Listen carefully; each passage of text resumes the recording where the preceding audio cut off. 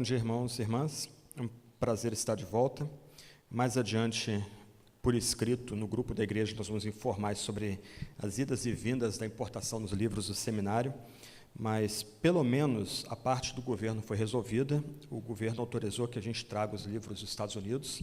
Queremos agradecer bastante aí o apoio dos irmãos e irmãs, as orações, sobretudo, mas depois a gente explica aí com calma como é que foi uma aventura, né?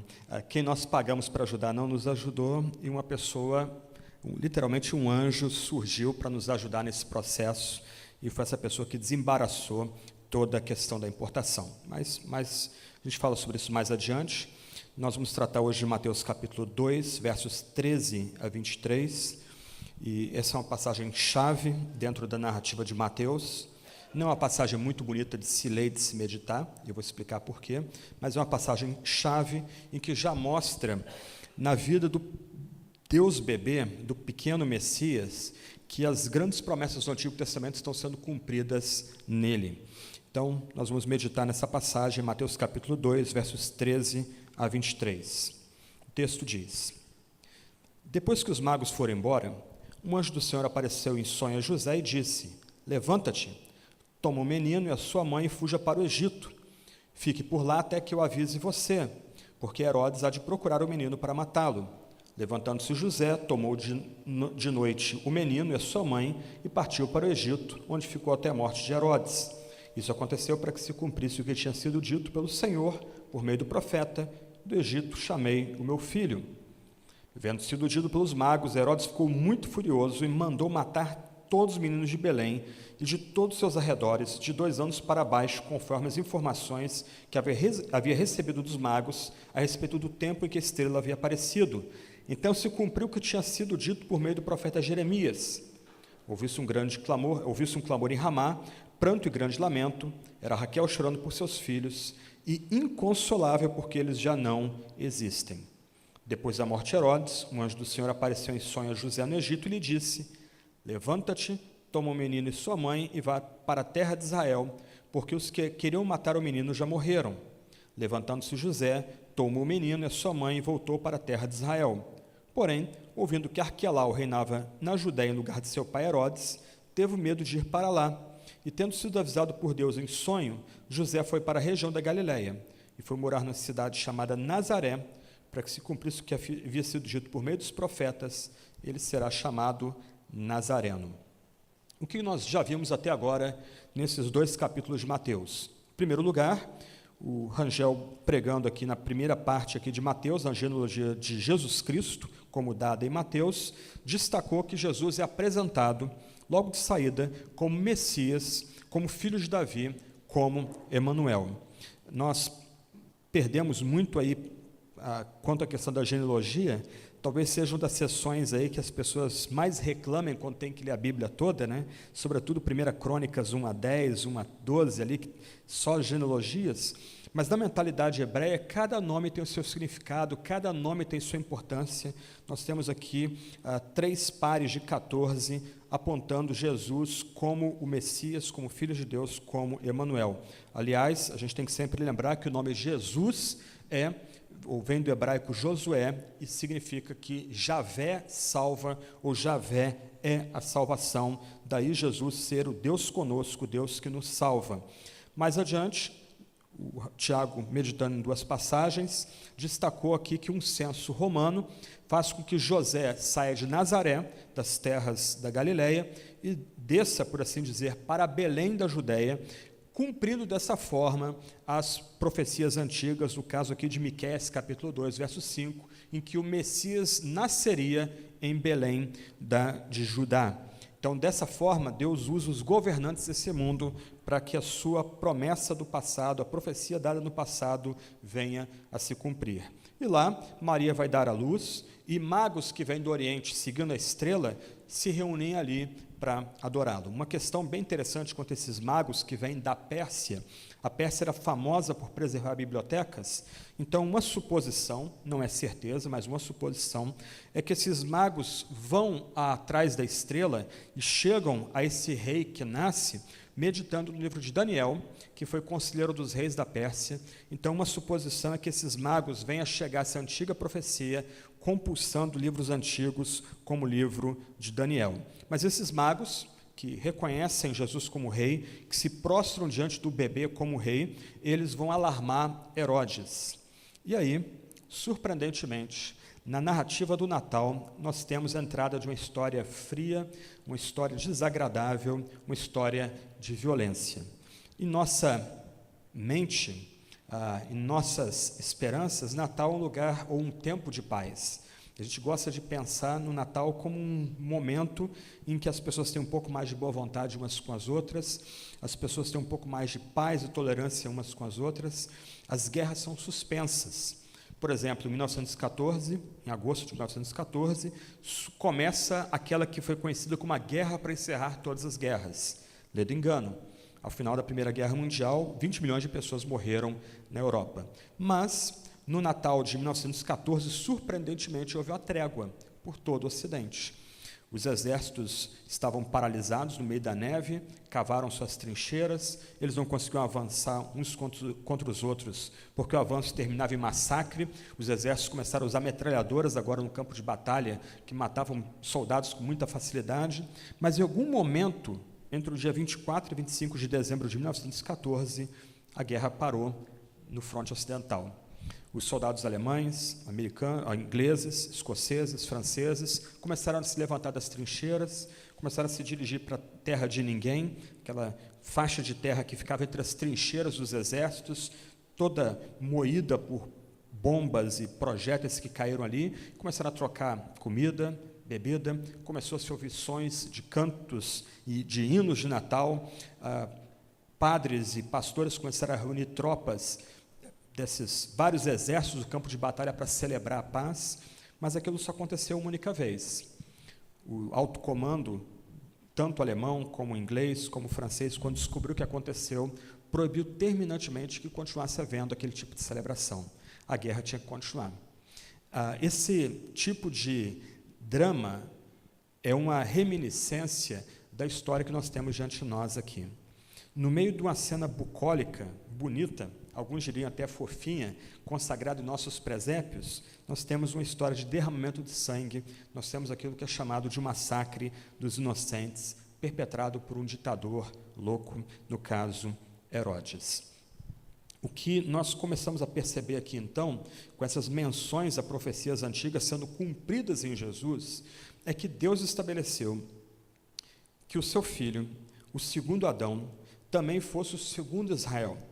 E Deus intentou, ou Deus predeterminou, que em Jesus toda a história passada fosse recapitulada.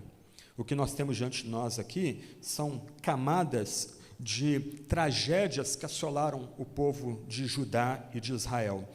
A mais óbvia, e a primeira, é a ida de Benjamim e Judá para o Egito e da mãe deles, Raquel, pranteando a ida deles para o Egito. Mas mais adiante, nós vamos ver isso daqui a pouco, essa história que nos remete à saída do povo do Egito, 400 anos depois no Êxodo, também nos leva para a destruição de Jerusalém em 586, quando o povo de Judá é levado para o cativeiro e é dado literalmente como morto, e as mulheres prantearam a destruição da santa cidade e o povo sendo levado para o exílio. Mas dentro da estrutura de Mateus, o que nós temos é esse padrão de recapitulação. Se Israel era composto dos filhos de Deus do Antigo Testamento, dos eleitos de Deus do Antigo Testamento, aqui nós temos a história do eleito, Jesus Cristo, do verdadeiro Filho de Deus, Jesus Cristo, sendo e recapitulando em si mesmo Israel. Antes de olhar a passagem bíblica, vamos tentar olhar a estrutura maior do livro de Mateus. Por exemplo, no Antigo Testamento, a base do Antigo Testamento são 5 grandes livros. Gênesis até Deuteronômio, nós chamamos eles de Pentateuco. Quando nós nos dirigimos aos Salmos, nós descobrimos que os Salmos são divididos em 5 livros, que, de certa forma, fazem um tipo de parelha com 5 livros do Pentateuco. Quando nós começamos a estudar Mateus, nós descobrimos que Mateus também é dividido em 5 discursos. Mateus 5 a 7, como deve se portar o cidadão do reino. Mateus capítulo 10, depois Mateus capítulo 13, depois Mateus capítulo 18, finalmente Mateus 24 e 25, onde nós temos aí o discurso final de Jesus falando da consumação e da vinda do reino em poder. O que Mateus está fazendo? Ele não é um biógrafo, ele não está escrevendo uma biografia para a gente. Mateus, como um pregador, ele está organizando os dados da vida de Jesus para comunicar uma mensagem. Isto é, em Jesus Cristo, nós temos o cumprimento não só da lei pactual do Antigo Testamento e da espiritualidade dada no Antigo Testamento, mas nós temos agora alguém que é maior do que Moisés, alguém que nos chega que é maior do que Moisés e maior do que Davi. Esse tal é Jesus. Indo mais adiante, por exemplo, a gente pode lembrar onde foi dada a lei no Antigo Testamento. A lei no Antigo Testamento foi dada para Moisés no Monte Sinai, onde Jesus profere seu primeiro discurso, no monte, onde ele não rompe com a lei antiga, mas ele agora dá uma interpretação mais profunda e mais exata e autorizada da lei antiga. E ele também cumpre a profecia, quando Moisés havia dito lá no Antigo Testamento, no Pentateuco, que viria alguém maior do que ele, e o povo deveria escutar esse que viria e que é maior do que ele. Mas quando a gente se detém no Sermão do Monte, a gente vai descobrir, por exemplo, que é prometida uma bem-aventurança aos mansos da nova aliança. No Antigo Testamento, o homem mais manso do Antigo Testamento, Moisés, ele morre fora da terra prometida. Ele vê a terra prometida de longe. Agora, Jesus, que é maior do que Moisés, ele assegura a todos aqueles que estão no reino dos céus, que o mais manso entre nós já herda a terra, já tem posse da terra. Em outras palavras, o nosso Senhor Jesus dá um status maior ao menor entre nós do que Moisés no Antigo Testamento. Mas a gente termina as bem-aventuranças, o primeiro discurso de Jesus, onde ele nos dá uma nova lei, ou a lei da nova aliança, mais profunda e mais detalhada do que a lei dada no Sinai, e a gente surpreende com a narrativa de milagres e sinais em sequência. Nós contamos esses sinais em Mateus 8 e 9, eles são 9 ou 11 sinais, a depender de como nós os contamos. Onde aconteceram tantos sinais assim no Antigo Testamento? Quando Deus, com um braço forte, tira o povo do Egito, no Êxodo. Deus, por assim dizer, esmaga as divindades do Egito, Deus alcança a vitória sobre os deuses do Egito e tira o seu povo incólume daquele ambiente de escravidão. Agora, nós temos alguém operando com mais poder do que no Antigo Testamento. Doenças incuráveis são curadas, demônios são exorcizados com a única palavra. Nós temos então alguém agindo logo após a lei ser dada pela sua própria boca, nós temos então alguém agindo com mais poder do que qualquer outra pessoa no Antigo Testamento. Se você lembrar, não é Moisés que opera os sinais e prodígios do Êxodo, ele tem que invocar Yahvé para que Yahvé venha e opere com poder na saída do povo do Egito. Agora é o próprio Jesus que faz o que faz. Mas a depender de como nós contamos, fica faltando um milagre. Ou temos mais milagres, o que sinaliza que aquele que opera agora tem mais poder do que Moisés, ou 9 milagres, falta um milagre. No passado, milhares de primogênitos morreram no Egito para que o povo de Deus saísse do cativeiro. Agora, e nós descobrimos isso em Mateus 26 em diante, um único primogênito morre em prol do seu próprio povo. Só que esse primogênito permanece morto. Enquanto no Egito, aqueles que foram tocados pelo anjo do Senhor morreram e permaneceram mortos, agora esse primogênito volta da vida e volta à vida com realeza. Os anjos não ressuscitam, eles simplesmente removem a pedra que bloqueava a saída da tumba e está lá. Jesus em pé, ressurreto, recebendo glória daqueles anjos. Essa é a estrutura de Mateus. O que Mateus quer mostrar é que Cristo não é apenas o segundo Adão, ele é o segundo Israel, e nele está sendo recapitulada toda a história antiga, mas agora num padrão diferente. Antes, Israel vacilava, pecava, Deus tinha que trazer as disciplinas pactuais, o povo invocava a Deus, Deus removia a disciplina e dava a sua bênção para o povo, e o povo era renovado e reavivado. Agora, nós temos o Israel sem pecado, agindo redentoramente e como representante do seu povo para ser o Salvador, o remidor dos pecados de muitos. Então, essa história que nós adentramos agora, que não é uma história agradável, como já disse, ela ocorre dentro de uma estrutura de recapitulação. Toda a história antiga está sendo recapitulada em Jesus. Tudo está sendo feito novo em Jesus. Só que agora nós temos um Israel que é puro e perfeito e sem pecado, diferente do Israel do Antigo Testamento. A passagem é facilmente dividida. A nossa versão bíblica aqui divide a passagem corretamente. A primeira parte vai do verso 13 até o verso 15, a fuga para o Egito. Depois nós temos a descrição da matança dos meninos de Belém. E, finalmente, a passagem se encerra com a volta do Filho de Deus do Egito. Então, vamos começar aí. A passagem primeira, a fuga do Egito, verso 13, começa de uma forma não surpreendente para quem já está acompanhando a narrativa. Mais uma vez, nós temos um sonho e a intervenção angelical. Nós temos, então, até agora, se você vai contando, 3 sonhos. Esse é o terceiro sonho que um dos personagens da história tem, no caso José, e nós temos a segunda intervenção de um anjo do Senhor, um mensageiro especial da parte de Deus para um dos personagens da história. Então, logo que os magos deixam aquele lugar onde Jesus repousa, que não é mais a estrebaria, há um hiato de tempo entre o nascimento de Jesus e a visita dos reis magos. Então, nós não estamos falando dos mesmos lugares. Eu lamento aí quem tem presépio que bota os reis magos junto com os pastores, ou tem que tirar os reis magos, só deixa os pastores. Quando os magos visitam a Jesus, já em um outro ambiente. Então, logo depois que os reis magos saem, um anjo do Senhor aparece em sonho a José e lhe dá instruções detalhadas. Se você notar, as instruções dadas no verso 13 são basicamente repetidas no verso 20, só muda a localidade, mas a fraseologia, a estrutura das frases são exatamente as mesmas, indicando que começa a história no verso 13 e termina a história ao final do verso 23. Então, o anjo aqui dá instruções detalhadas para José. Ele deve se levantar. E nota uma inversão interessante aí. Geralmente nós pensamos no pai, na mãe e no menino. O anjo já introduz a mudança aqui. O menino tem proeminência na história.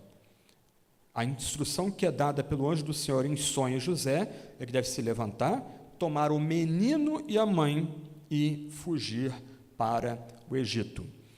O que essas intervenções angelicais destacam na história aqui é que, se de um lado Deus, ou Jesus, é o Deus bebê, o Deus da manjedoura, do outro lado, seu amado Pai cuida de Jesus o tempo todo. Ainda que ele, pelo seu balbuciar, domine toda a terra, do outro lado, o seu amado Pai, o seu verdadeiro Pai, que é o Deus dos altos céus, cuida do seu Filho, intervindo em todo o tempo na história, por meio de sonhos, por meio de visões, por meio da aparição de um anjo, como mencionado também no Antigo Testamento, o anjo do Senhor, um mensageiro especial do próprio Senhor. E por que o anjo comanda José a tomar o menino e a mãe e fugir para o Egito? Porque Herodes, cheio de ódio, com muita raiva, quer matar o menino. Aqui a gente lembra que Herodes, já no capítulo anterior, ele ficou alarmado quando descobriu que os magos vieram da Pérsia para celebrar aquele que seria chamado de rei dos judeus.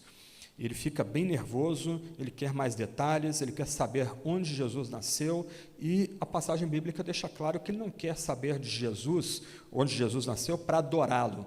Na verdade, o que a gente descobre, o que o Herodes quer fazer, é exterminar o menino que nasceu em cumprimento às profecias do Antigo Testamento. Então, o que ocorre aqui é que José, por orientação desse anjo, vindo a ele em sonho, ele toma a sua família, mais uma vez, ao padrão, verso 14, ele toma o menino e a sua mãe, e ele parte para o Egito, e ele fica no Egito até a morte de Herodes.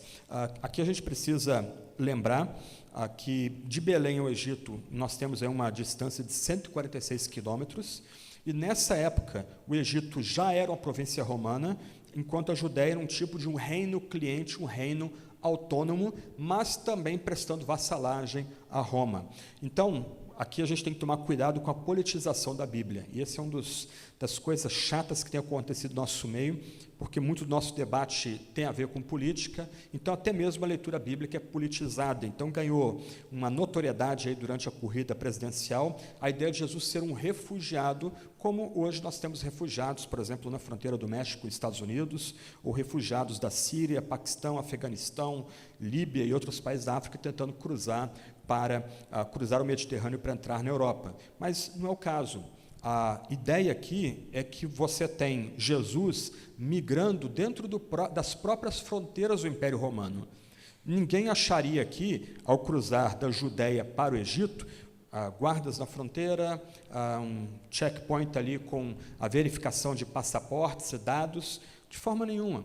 O que ocorre ali é que José e Maria, eles saem da sua terra de Belém, caminham mais ou menos, ou peregrinam mais ou menos 140 quilômetros no meio do deserto, para entrar numa terra que também é parte do Império Romano. Só para você saber aqui, em mais ou menos 63 a.C., o general Pompeu Grande havia tomado e saqueado Jerusalém, e a partir de 63 a.C., o reino da Judéia, o antigo Judá, deixou de ter existência autônoma. Todos os governantes que vieram depois, inclusive o próprio Herodes, cognominado Grande, foram apontados pelos próprios romanos. Eles dependiam de Roma para existir. Mas a grande questão da história aqui não é provar que Jesus é um tipo de refugiado político daquela época. Ele estava sendo procurado para ser assassinado? Sim, isso não está em discussão no texto, mas ele vai ao Egito porque ele é apontado como o Israel de Deus, e ele vai ao Egito para cumprir a profecia dada no passado, em Oséias capítulo 2, verso 15. É isso que diz Mateus: do Egito chamei o meu filho. Então, porque Jesus é chamado a recapitular em si mesmo toda a história de Israel, ele vai agir como Benjamim, como Judá, indo ao Egito num período de fome na região de Canaã. Então, o que a gente tem que evitar aqui é tentar politizar a passagem, tentar descobrir na passagem algo que a passagem não diz. Mas o Papa Francisco diz que a Sagrada Família é uma família de peregrinos, e que a gente tem que se abrir e receber estrangeiros sem controle, sem nenhuma checagem na fronteira. Ok, para quem não sabe, o Vaticano é cercado por muros. Eu não vi nenhum Papa dizendo que tem que tirar os muros do Vaticano, porque agora o Vaticano vai receber aqueles que estão se refugiando da Ásia, ou do Oriente Médio, ou da África, nos seus lugares. Né? Fácil esgarçar o país dos outros, fácil fazer peso sobre a estrutura social e política e econômica do país dos outros, quando o seu próprio território não é aberto a receber estrangeiros. Então, a gente tem que tomar cuidado aqui, não politizar o texto bíblico. O que o texto bíblico quer mostrar é que a ida de Jesus ao Egito cumpre uma antiga profecia. Jesus está em si mesmo recapitulando a história de Israel. E o que a gente lembra aqui é que esse texto citado no final do verso 15, vem de Oséias capítulo 2, verso 15, em que o profeta do Antigo Testamento, ele se regozija em Deus, porque Deus salva o seu filho, no caso a nação de Israel do Egito. Deus tirou o seu povo do cativeiro. Depois de 400 anos, e nos estágios finais da época do exílio no Egito, o povo gemendo sobre a escravidão, Deus desce dos céus e salva o seu povo do cativeiro. Da mesma forma, Deus vai trazer o seu especial filho, o seu verdadeiro Israel, que é Jesus, do Egito, cumprindo as profecias dadas no passado. E quando a gente lê a passagem em contexto, a gente tem que se alegrar aqui com a providência divina. O que os reis magos ofertam para o Deus menino? Ouro, incenso e mirra. E esses presentes especiais dados pelos magos é que vão, por assim dizer, custear a viagem de José, do menino e de Maria para o Egito. Só um detalhe aqui, no Egito já havia uma comunidade judaica firmemente estabelecida naquela época, haviam pelo menos 1 milhão de judeus morando no Egito naquela época. Havia livre trânsito dentro das fronteiras do Império Romano, o que no mundo moderno, sobretudo antes da Primeira Guerra Mundial, não não há mais, né? A gente tem que passar por fronteiras, mostrar passaporte, declarar valores, bens. Naquela época não existia isso, havia livre trânsito entre as fronteiras, eram aqueles que estavam de fora das fronteiras que precisariam passar por checagens para entrar no grande império romano. Então, o que a gente vê nesses primeiros versos aqui é: Jesus vem e nele se cumprem profecias antigas. Jesus vem como novo Israel, como verdadeiro filho de Deus. E a palavra de Deus dada tanto tempo no passado, 700 anos antes dessa história, estão se cumprindo em Jesus. Jesus vem e ele é cercado de cuidados pelo seu amado Pai. Nós, pais, por mais que a gente tente ser perfeito, a gente nunca consegue ser perfeito. Nós, algumas vezes, vamos trair a confiança de nossos filhos, nós talvez, infelizmente, ajamos abusivamente com nossos filhos, e algumas vezes nós vamos ter dificuldade com a imagem de Deus como Pai, por causa de experiências ruins com paternidade que nós tivemos. Mas o nosso foco aqui tem que ser diferente. O que determina nossa compreensão da paternidade é a revelação que Deus faz de si mesmo como Pai. E Deus, como Pai, cuida do seu filho. Ele cuida do Deus bebê. Ele envia seu anjo para ajudar a Sagrada Família. Ele dá sonhos para dirigir José como aquele que agora é guardião do seu eterno filho. E um outro ponto importante aqui, a gente vê Deus providenciando elementos para que a família seja cuidada. Enquanto ela sai de Belém, na Judéia, para ir para o Egito, 150 quilômetros de estradas para serem rodadas, Deus havia graciosamente providenciado o sustento para a família, não só para pagar a viagem, mas também para se estabelecer numa comunidade no Egito, numa comunidade de judeus no Egito. Então, esses são alguns detalhes importantes aqui dessa primeira parte da história. Mas Jesus é enviado para o Egito por causa da sanha homicida de Herodes. E aí nós temos os versos 16 a 18, onde o massacre dos bebês, ele é mencionado, ele não é descrito, ele é simplesmente mencionado. Algumas pessoas, principalmente aqueles biógrafos não cristãos que defendem Herodes, eles vão escarnecer desse relato, vão dizer que esse relato aqui é uma invenção posterior, é um tipo de hagiografia introduzida na história, mas o relato é consistente com o caráter desse rei que reinava apontado por Júlio César sobre a Judéia. Herodes era um edomita, aquela nação meio-irmã de Israel e rival de Israel. Aqueles que lembram do livro de Obadias, que a gente deve pregar mais adiante, vão lembrar que foram os edomitas que abriram Jerusalém, as portas de Jerusalém, para a Babilônia invadir a Santa Cidade, quando ela foi destruída em 586 a.C.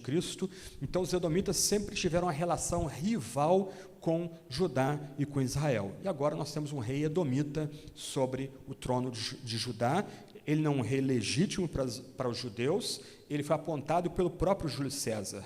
E esse homem era extremamente mau e perverso. Ele amava profundamente sua esposa, Mariâmene, que era descendente dos Asmoneus, de uma família, de um ramo importante dentro de Judá, e por um acesso de loucura ele manda matar sua própria esposa. Não satisfeito, logo depois de mandar executar sua esposa, ele manda matar 2 dos filhos que teve com ela.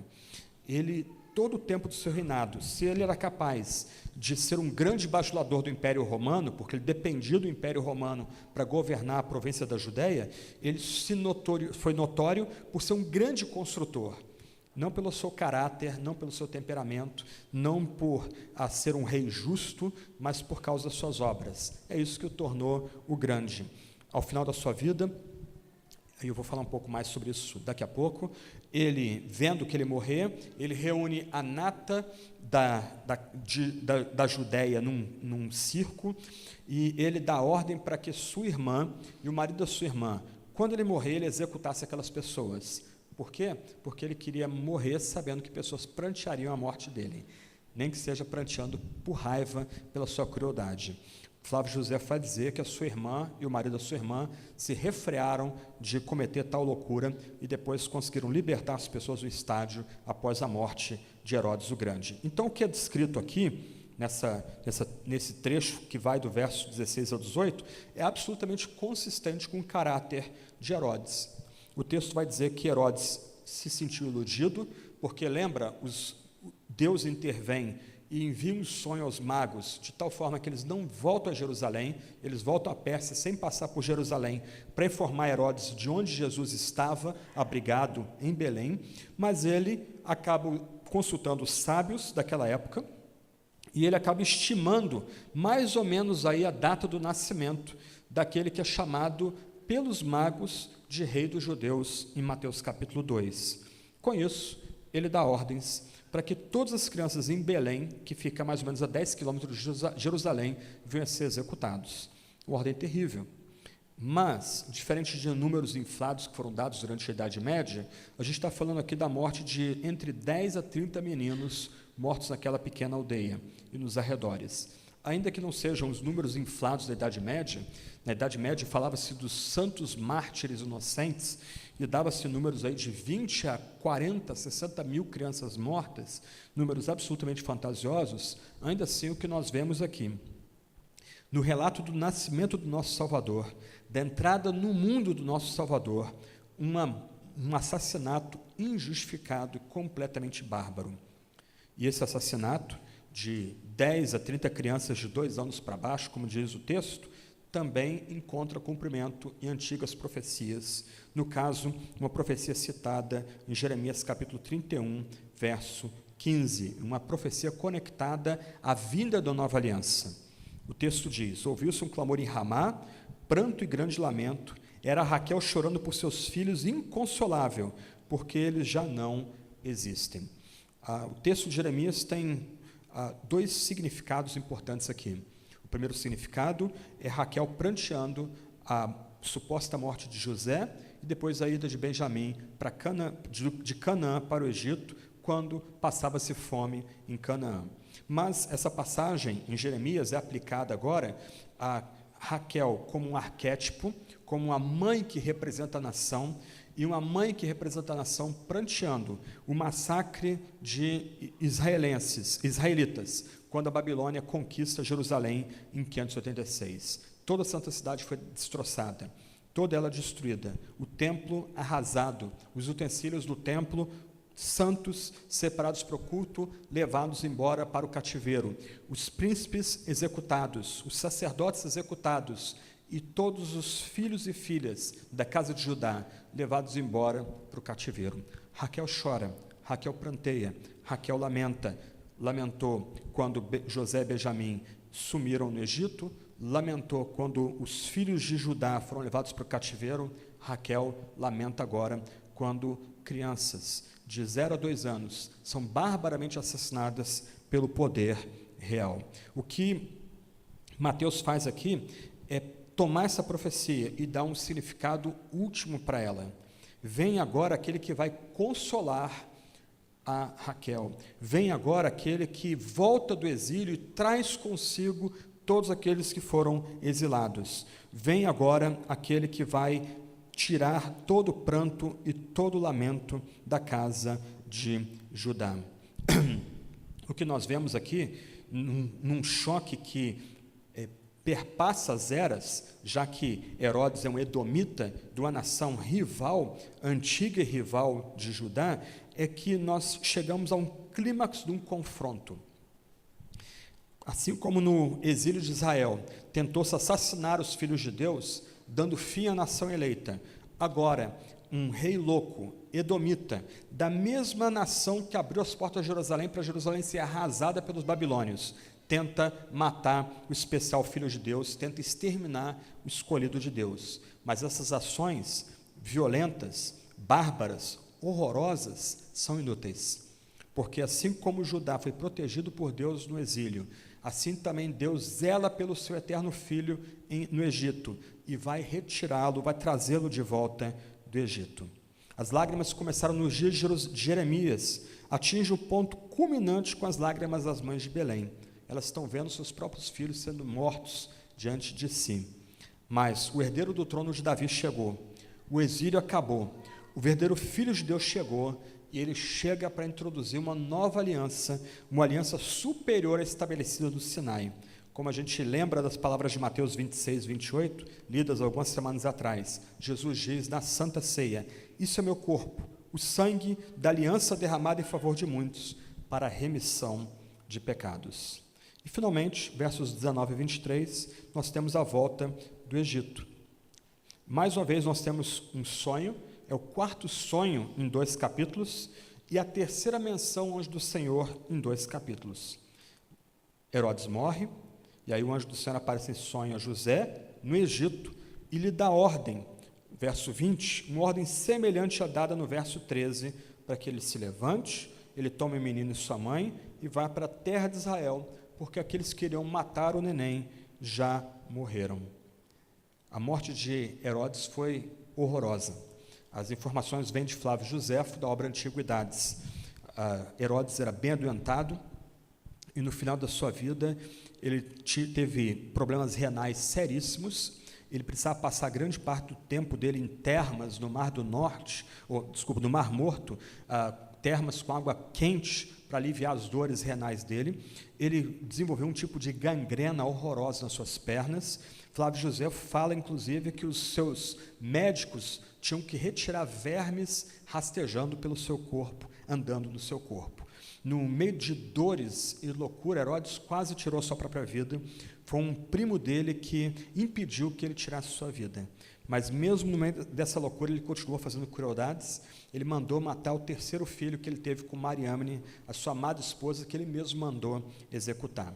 Esse rei, cognominado grande pelas suas obras, mas um homem cruel, um déspota cruel, talvez um dos reis mais cruéis da antiguidade, morreu em dores excruciantes, em dores horríveis, como também ocorreu com o seu parente Herodes Agripa, que matou um dos apóstolos do Senhor, mandou matar Tiago. Então, esse foi o fim da vida de Herodes. No meio de dores horrorosas, no meio de tentativas de se curar que não davam resultado, Herodes vem a morrer, e morrer de forma horrorosa. E aí seu filho, Arquelau, ele começa a reinar sobre a Judéia, mas ele era tão ruim quanto Herodes. Isso vem a cansar as autoridades romanas, de tal forma que 2 anos depois da morte de Herodes o Grande, o imperador agora Otávio Augusto ordena que Arquelau seja removido do trono da Judéia, e agora a Judéia passa a ser de fato uma província romana, governada por procuradores apontados pela própria Roma, e assim vai ser até o ano 70 depois de Cristo, quando Jerusalém é completamente arrasada, e mais adiante a Judéia deixa de existir como unidade política subordinada ao imperador e passa a ser um território da província da Síria. Como Arquelau, então, governava a Judéia, o que José faz? Ele, avisado por Deus em sonhos, mais uma vez, quinto sonho da passagem, desses 2 capítulos, ele leva a família para a terra da Galileia. Uma terra mais simples e uma terra sem fama e sem luz. E ele leva Jesus para uma cidade chamada Nazaré, que ficava nos montes da Judéia. Aqueles que vão em Nazaré hoje têm que subir um trecho de estradas até chegar a essa pequena vila.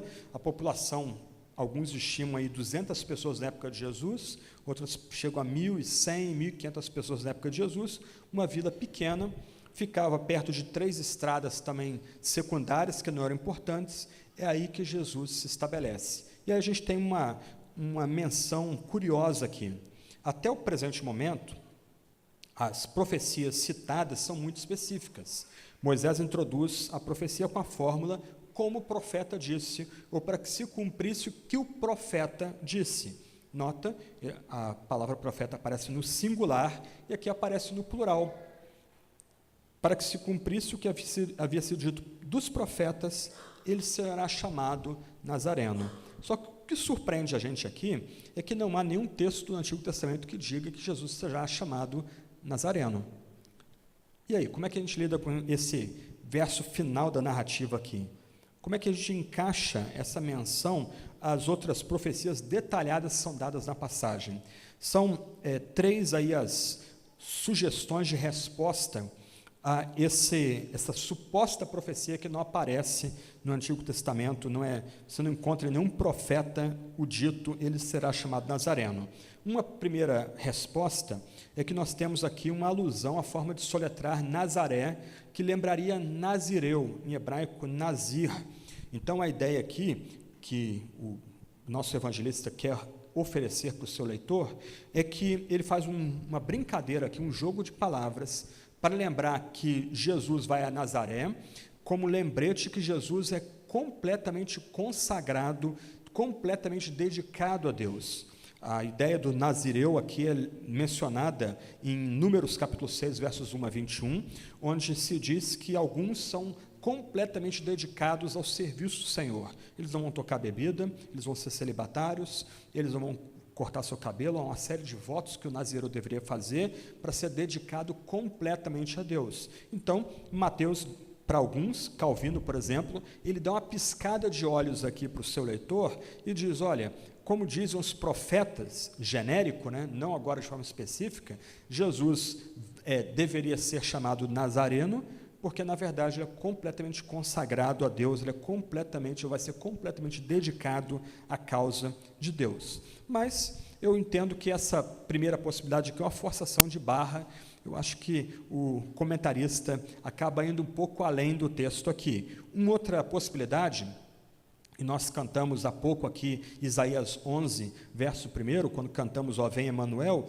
é que o nosso evangelista Mateus está introduzindo um jogo de palavras aqui para a gente. Da mesma forma como o Messias viria do ramo de Jessé, Nézer de Jessé, seria da casa real de Davi, assim Jesus também deve ser chamado Nazareno. Então, mais uma vez, nós temos uma segunda possibilidade aqui de jogo de palavras. Então, Jesus viria de Nazaré, porque Nazaré soa como o Nazir, o Nézer, ele vem do tronco de Jessé, ele vem da casa de Davi, ele é cumprimento das profecias e das alianças que Deus estabeleceu com a casa de Davi, de que de Davi viria um grande rei, que seria o rei definitivo, que reinaria não só sobre Israel, mas também sobre toda a criação. Mas a terceira posição me parece mais plausível. O nosso evangelista aqui, ele não está fazendo uma citação direta do Antigo Testamento, mas ele está fazendo uma citação indireta de várias profecias antigas que lembram que o Messias seria desprezado, ele viria de uma terra sem luz, e Mateus cita isso no capítulo 4, que Jesus vem da terra de trevas, e da terra onde Jesus habitava, ou Jesus estava, em trevas, raiou uma grande luz. Então, a citação aqui ao Jesus ser chamado de Nazareno, como diz os profetas, é para lembrar que Jesus vem de um ambiente humilde, do ambiente de exclusão social, um ambiente de pobreza. Jesus viria de uma terra sem importância nenhuma na época dele. Esperava-se que Jesus viria de Belém, e Jesus, como nós já vimos nos sermões anteriores, ele veio de Belém, ele veio da terra do grande rei Davi, mas Deus, para embaralhar os planos dos homens e requerer fé e arrependimento da gente, faz com que Jesus passe toda a sua mocidade numa terra sem importância alguma, numa terra de, como era reputada aqui em Mateus 4, uma terra de trevas. É de lá que o Salvador virá. O que a gente pode aprender dessa passagem como conclusão? Primeiro ponto, e isso é o que tem dado bastante ênfase aqui, Jesus é o cumprimento de todas as grandes esperanças, de todas as grandes expectativas do Antigo Testamento. Jesus é o perfeito rei da casa de Davi que agora veio entre nós. Só para você notar, há mais de 200 profecias do Antigo Testamento que são associadas diretamente com a vinda de Jesus nos Evangelhos. Mais de 200 profecias cumpridas. Jesus vem para cumprir essas profecias. Olhando de outro lado, o que Jesus disse que aconteceria 700 anos antes da vinda de Jesus, 1000 anos antes da vinda de Jesus, 2000 anos antes da vinda de Jesus, agora se cumpriu precisamente em Jesus Cristo. Em outras palavras, irmãos e irmãs, nesse ano que se encerra e no ano que se inicia, nós somos chamados a colocar nossa fé na antiga palavra de Deus. O que Deus comandou no passado, 2000 anos, 1000 anos, 700 anos de Cristo, antes de Cristo, de fato aconteceu. A palavra de Deus não foi proferida em vão, não foi dita de forma vazia. Cada palavra alcançou seu cumprimento em Jesus Cristo. Jesus, que é aquele que nos salva, Jesus, que é o Filho de Deus, Jesus, que é Emanuel, Jesus, que é Israel, trazido pelo seu próprio Pai do Egito para ser o nosso Salvador. Então, irmãos e irmãs, a gente tem que colocar nossa confiança na palavra de Deus. Quando meditamos na palavra de Deus, nós estamos meditando na palavra que de fato se cumpre, posto que foi proferida por Deus nas alturas, pelo único Deus que existe, o único Deus que cria todas as coisas, o único Deus que reina. Então, que a gente receba a palavra de Deus como palavra de Deus, que a gente entenda, ao compulsar esse livro antigo, que quando a gente está lendo, mesmo que uma frase, Deus mesmo está falando conosco, e um Deus que cumpre as suas palavras, e que a gente pode confiar que aquilo que Ele fala a nós nesse livro, de fato vai se cumprir, não só na vida de Jesus, mas em nossas vidas. E, irmãos e irmãs, se nós temos mais de 200 profecias cumpridas do Antigo Testamento na vida de Jesus, nós temos muitas promessas dadas a nós no Antigo Testamento também. Promessas de conforto, de consolo, de direção, de ânimo, e a gente pode ir à Sagrada Escritura e requerer essas promessas para nós, e confiarmos que o Deus que nos deu essas promessas cumprirá de fato essas promessas em nossa vida. Segundo ponto, os governantes desse mundo raramente vão ser favoráveis à causa do reino dos céus. São poucos os governantes que de fato apoiam a causa do reino dos céus. E mesmo quando eles apoiam, a gente tem que olhar com um pouco de desconfiança. Mas na maior parte das vezes, os governantes vão ser indiferentes, ou mesmo eles vão odiar a causa do reino dos céus. Só que esses governantes, eles vão passar. Herodes o Grande passou. E ele, tão mau e tão cruel, e a gente tem uma descrição de uma maldade sem par que ele fez aqui no relato dos evangelhos, ele foi punido pelo próprio Deus. O próprio Josefo, que era um judeu aculturado ao mundo romano, ele vai reconhecer em antiguidades que a morte horrorosa de Herodes o Grande foi julgamento de Deus pelo caráter malvado daquele rei horroroso. Os governantes que se mostram contrários ao reino dos céus, eles passarão. O tempo deles chegará ao fim. Eles cairão. Mas Jesus, ele permanece porque ele é o único rei e o único governante. Aí a gente confia em Jesus. A gente coloca a nossa fé em Jesus Cristo. Desde bebezinho, passando pela cruz, ressurreição e ascensão aos céus. Esse Jesus Cristo, o verdadeiro Israel, ele permanece para sempre, enquanto os reis desse mundo, que muitas vezes se opõem à causa do reino dos céus, vão passar. Terceiro ponto aqui, a gente deve estar prontos e desejosos de obedecer às ordens de Deus. E o que a gente aprende aqui é que Deus dá direção para os seus filhos. Deus intervém para guiar os nossos passos. E a gente tem que estar pronto a obedecer às ordens de Deus. E não se surpreendam, prestem atenção. Deus fala a nós ordinariamente em sua palavra, mas algumas vezes Ele pode operar de forma extraordinária em nossa vida. Então, quando Ele opera assim, você não deve se regozijar, esfregar as mãos, puxa, Deus me tratou de forma diferente, eu sou especial. Sempre que Deus faz isso, isso ocorre porque vem situações difíceis e pesadas pela nossa frente. Então, se de um lado a gente pode se regozijar com o privilégio de Deus vir a nós de forma extraordinária, José, Deus se revelou por meio de anjo, por meio de sonhos, a gente não deve esperar moleza quando Deus age assim. Mas Deus guia o seu povo, Deus dá direção ao seu povo, e a gente tem que estar pronto a obedecer a Deus, mesmo que isso implique dores e perdas pessoais. Deus nos dirige, mas Ele nos dirige em meio a situações complicadas, em situações nebulosas. A gente se regozija porque Ele nos dá direção, mas a gente não deve ser inocente, achando que essa direção virá no meio de um jardim florido. Essas direções, principalmente as extraordinárias, elas ocorrem em meio a grande luta e tormento. Do lado, a gente é assegurado de que Deus nos ama.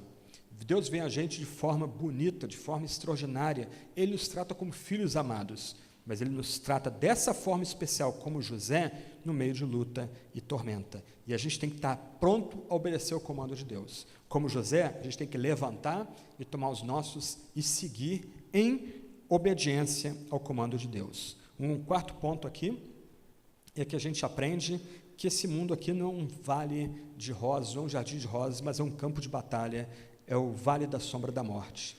Jesus, que é citado por Isaías como varão de dores, virá como varão de dores, ele sofre desde a infância. Imagina,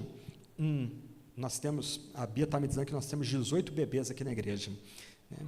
Frágeis, pequenos, há uma menininha ali sentada no colo da mãe. Imagina ter que atravessar 140 quilômetros de região desértica e pedregosa do Negev para sair, para escapar de um rei louco, homicida, você tendo que carregar um bebê no colo. Geralmente, os nossos desenhistas, né, retratam Maria no lombo de um jumento, segurando um nenenzinho, José puxando, mas você acha que um homem sozinho aguentaria caminhar 140 quilômetros do deserto, 40 graus à sombra, de calor, indo para aquela região? Imagina o impacto disso numa criança. A gente não sabe exatamente quantos anos Jesus tinha nessa época, a gente não sabe exatamente quando Jesus nasceu, a data da morte de Herodes está claramente estabelecida, 4 depois de Cristo, então Jesus talvez tivesse uns 5, 6 anos de idade quando ele retorna do Egito para a Judéia, talvez um pouco mais, mas imagina essa criança indo e depois voltando no meio do deserto. Qual é o ponto aqui? O ponto é que desde a infância Jesus é um varão de dores, ele é o homem de sofrimento. O sofrimento não é estranho para Jesus. O sofrimento de Jesus, desde a tenra idade, nos lembra que a gente tem que esperar mais dessa vida do que só ela. Como, parafraseando C.S. Lewis, se a gente olha essa vida como hotel, a gente vai reclamar do serviço. Se a gente olha essa vida como campo de batalha, a gente vai esperar a libertação e uma vitória fora de nós. A gente não vai se contentar com esse mundo. O fato é que se você sofre, você tem que lembrar que Jesus sofre desde a infância. Nós temos o Salvador que tem empatia pelas nossas dores, porque ele passou por todas as dores que nós enfrentamos desse lado da existência. Esse é Jesus, desde cedo sofrendo. E por último, quando a gente considera Nazaré o lugar de onde Jesus vem, a gente tem que considerar os lugares humildes onde Jesus nasceu e viveu. Ele nasceu em Belém, 10 quilômetros de Jerusalém, que era cidade só importante por causa de profecias antigas e por ser o lugar de nascimento do rei Davi. A grande cidade da região era Jerusalém, não é de lá que Jesus vem. Quando Jesus volta para a terra, ele não se estabelece em Belém mais por causa do medo que José tinha de Arquelau, o filho de Herodes, então ele é avisado a ir para Galiléia, e ele vai para onde da Galiléia? Nazaré, uma cidade sem importância nenhuma. O rei do universo, esse pequeno infante, que domina toda a criação, ele não vai nascer e viver em palácios, em lugares bonitos, cheirosos, exalam poder. Não, ele vive em lugares simples e humildes, lugares onde as pessoas anseiam para deixar.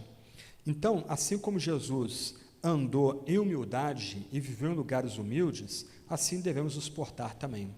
Que a nossa vida, nesse fim de ano, seja marcada pela mesma humildade de Jesus. Que a gente não busque os primeiros lugares, que a gente não busque os lugares chiques, os lugares de destaque, que a gente não queira ter vida opulenta, ou vida que tente transmitir às pessoas o que nós não somos, mas que a gente imite Jesus nessa humildade em viver nos lugares sem importância da nossa vida. Vamos orar e a gente se despede. Que Deus abençoe a todos nós aí nessa virada de 24 e 25, que a gente celebre de fato a vida de Jesus Cristo, o Deus que fez homem por amor de nós, por amor de nossos pecados, ou para nos livrar dos nossos pecados, que a gente de fato tenha tempo de paz e comunhão com nossos familiares e amigos aí nesses 2 dias aí de festa. O livro de oração comum sugere a seguinte oração para esse dia: Deus onipotente, que nos deste o unigênito Filho para que tomasse sobre si a nossa natureza e nasceste nesse tempo de uma virgem pura, concede que nós, renascidos e feitos teus filhos por adoção e graça, sejamos de dia em dia renovados por teu Santo Espírito, mediante nosso Senhor Jesus Cristo, que vive e reina contigo com o Espírito Santo, um só Deus, agora e sempre. Amém. Amém? Deus abençoe. Bom domingo para vocês. Vão em paz.